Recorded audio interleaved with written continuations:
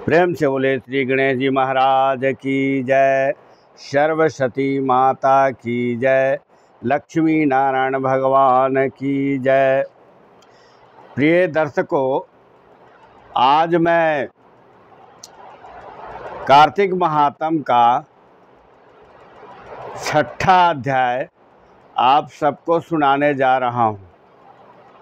यह महात्म बहुत ही पुण्यदायक है। महात्म इस प्रकार है।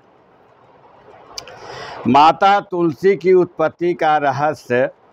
जड़ में भगवान विष्णु का वास।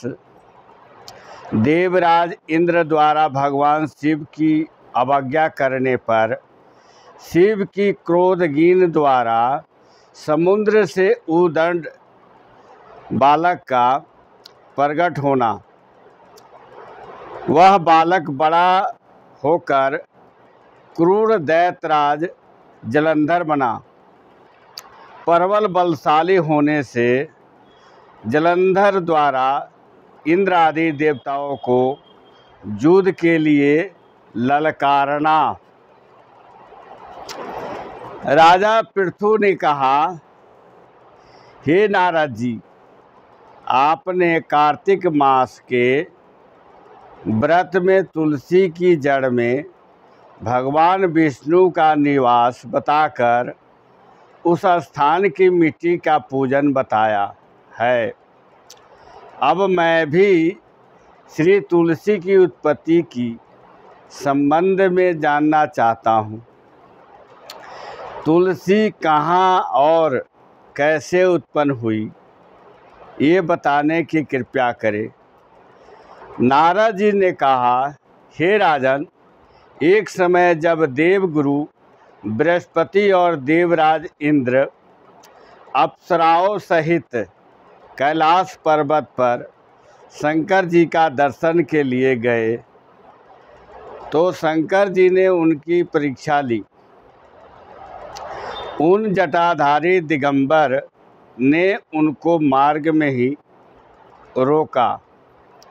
यद्यपि वे तेजस्वी, शांत, लंबी भुजा और चौड़ी छाती वाले, गौरव वर्ण, विशाल नेत्रों युक्त तथा सिर पर जटा और धारे वैसे ही बैठे थे, तथापि इंद्र ने शंकर जी को ना पहचान कर उनका नाम, धाम आदि परिचय पूछा और कहा, शंकर जी अपने स्थान पर है, कहाँ गए हैं? इस पर उस तपस्वी ने कुछ नहीं बोला, परंतु स्वर्ग के ईश्वर से गर्वित होकर इंद्र कब तक चुप रहते। फिर इंद्र ने दिगंबर को मारने के लिए हाथ में वज्र लिया। तो ही भगवान शंकर ने वज्र सहित उसका हाथ स्तंभित कर दिया।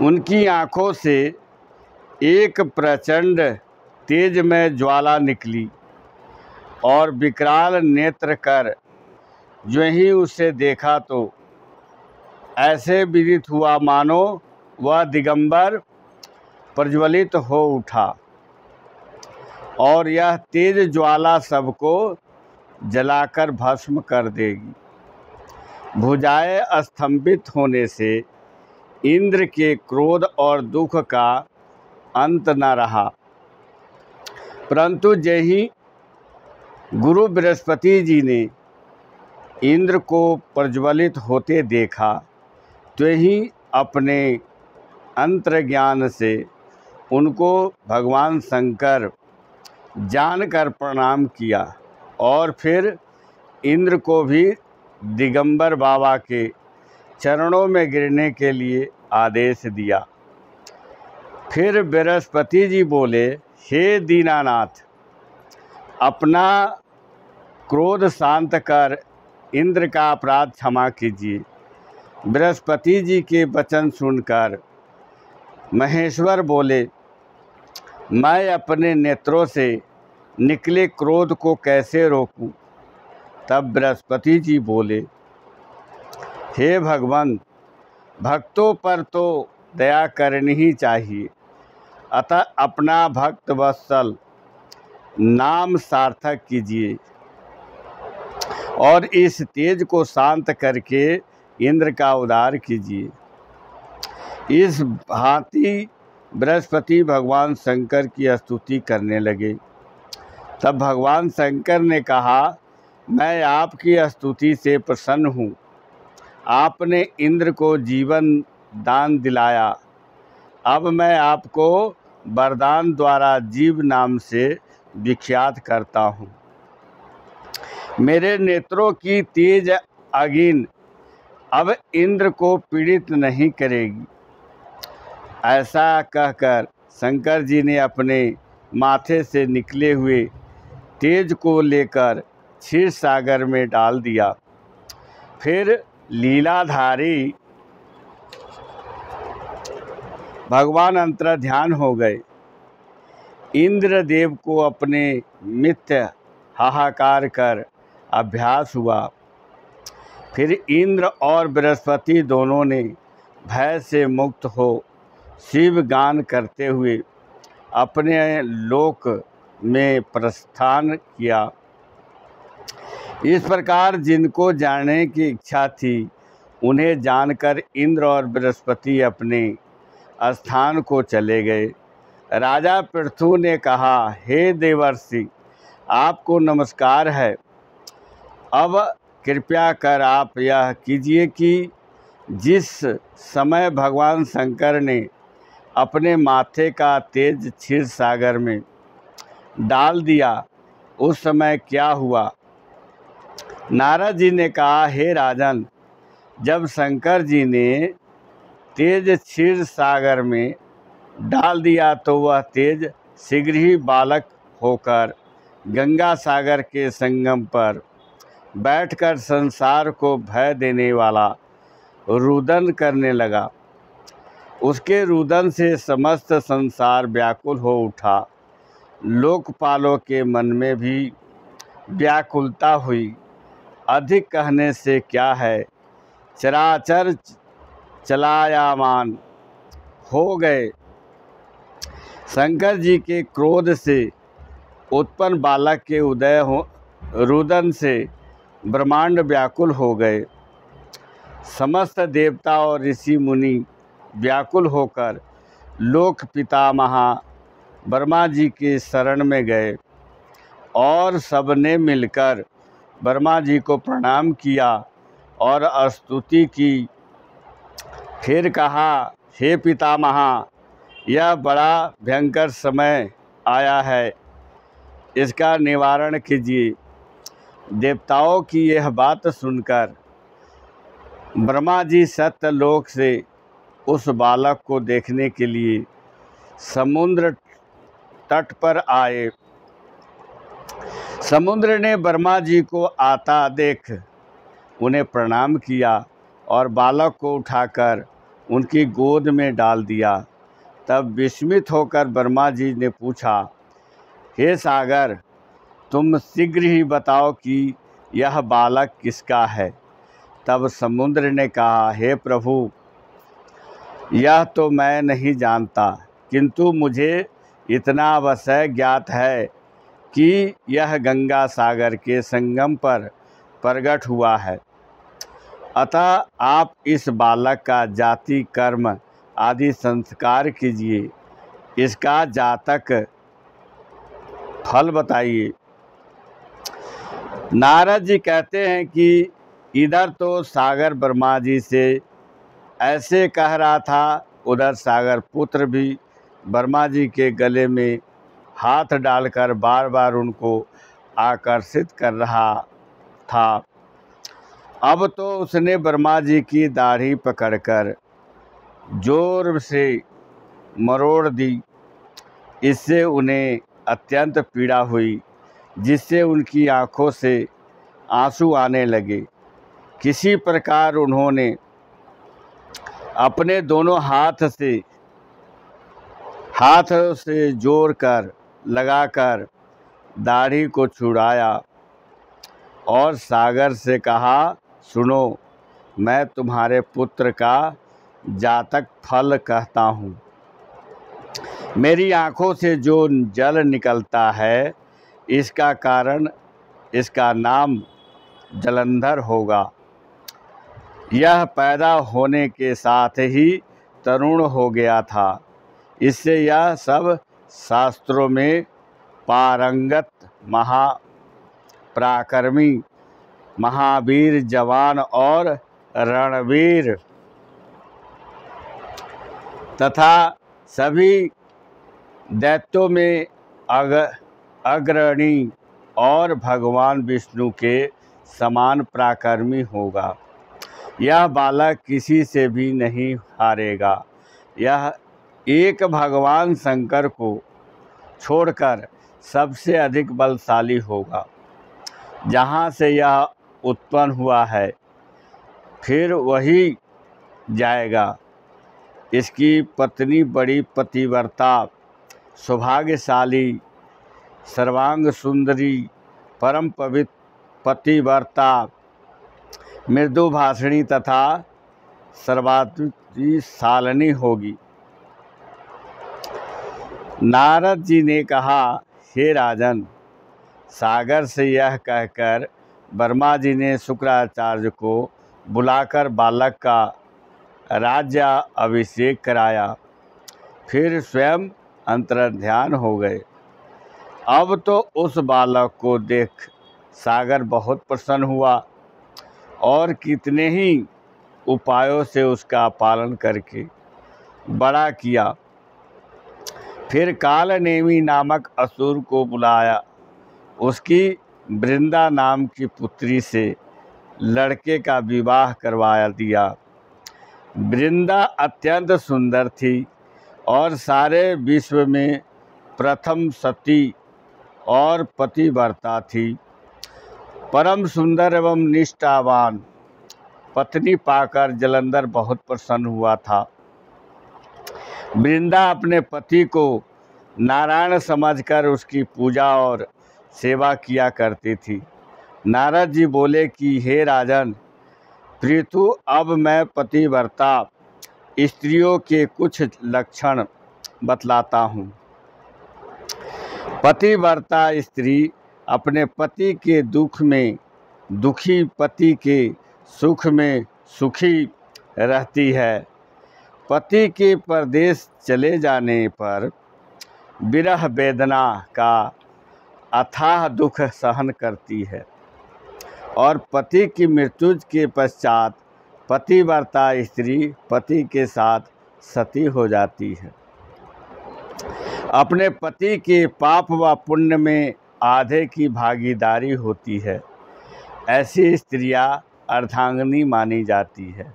जिस प्रकार सफेरा सर्प को बिल से बाहर निकाल लेता है, उसी प्रकार पतिव्रता सती स्त्री अपने पति को नरक से निकाल लेती है।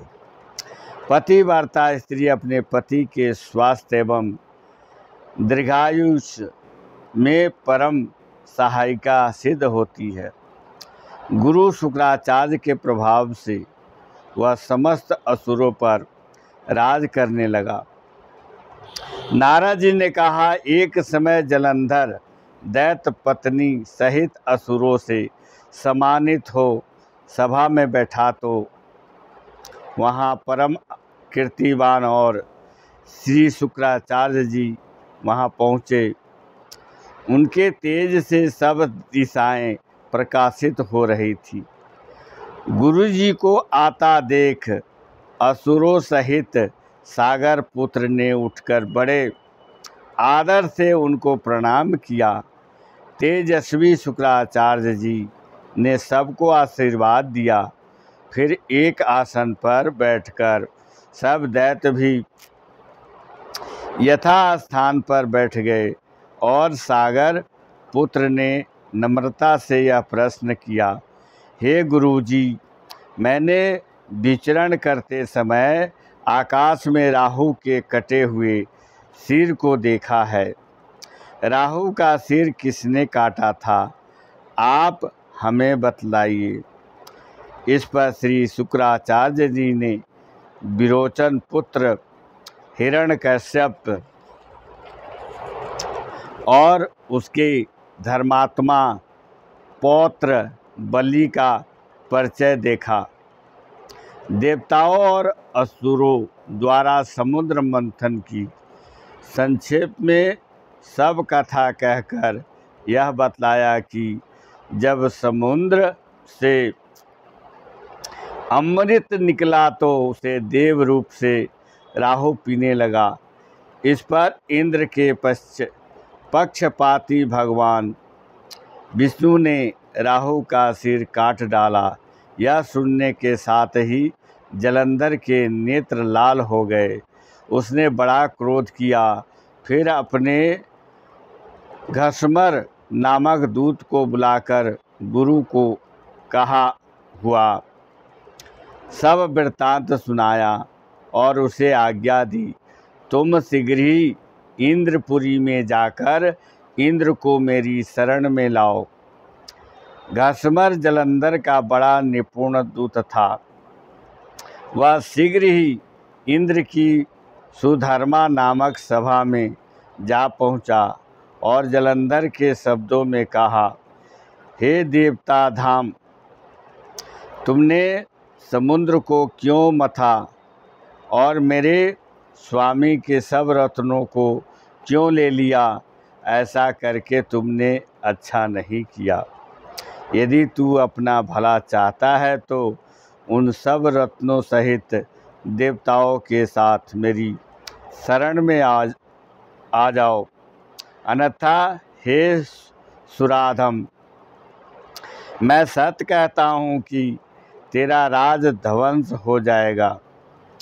इस पर इंद्र बहुत विस्मित हुआ और कहने लगा, पहले सागर ने मेरे भय से सब पर्वतों को अपनी कुक्षी में क्यों स्थान दिया और मेरे शत्रु दैत्य की क्यों रक्षा की? इसी कारण मैंने उनके सब रत्न हरण किया है।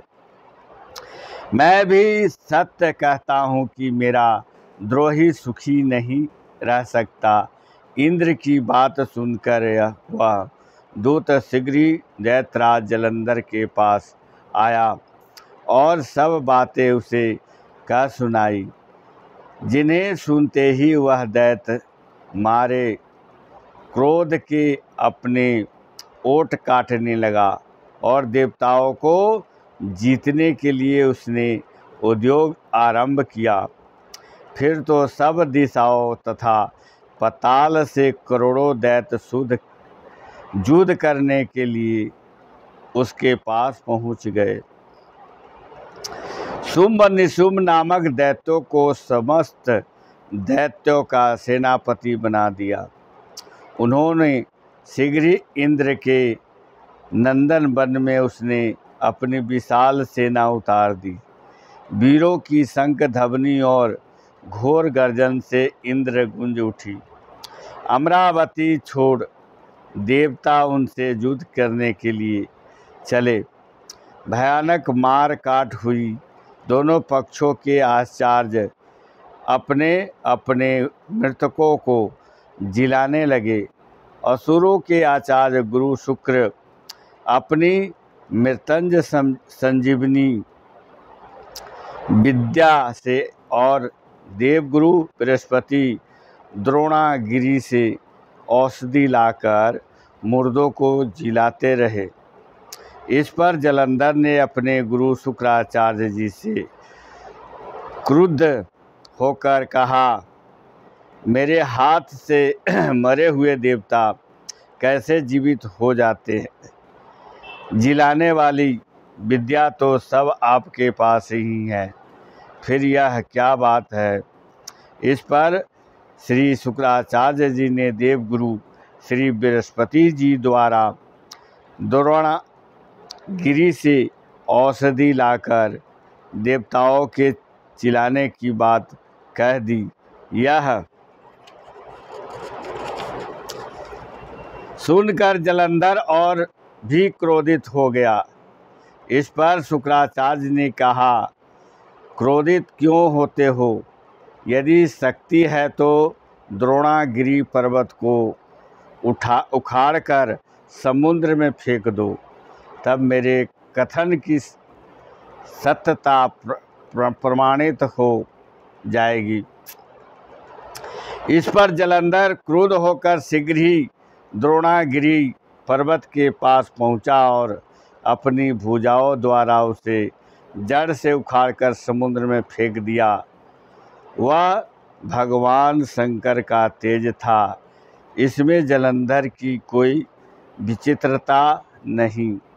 बाद में यह सागर पुत्र युद्ध भूमि में आकर बड़े वेग से देवताओं का संहार करने लगा।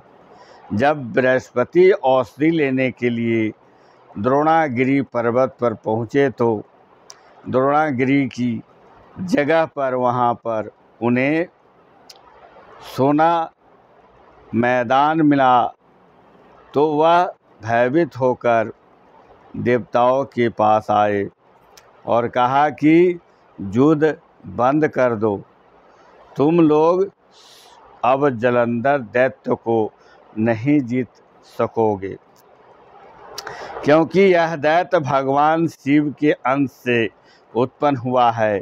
पहले इंद्र ने जो भगवान शंकर का अपमान किया था, यह उसी का फल है। यह सुनकर देवता युद्ध में विजय की आशा त्याग कर अत्यंत ही व्याकुल हो इधर उधर भाग निकले। सिंधु सुत जलंधर निर्भय होकर अमरावती में प्रविष्ट हो गया। इंद्र आदि देवताओं ने डरकर सुमेरु पर्वत की गुफाओं में शरण ले ली। प्रेम से बोले श्री लक्ष्मी नारायण भगवान की जय। कथा संपूर्ण हुआ।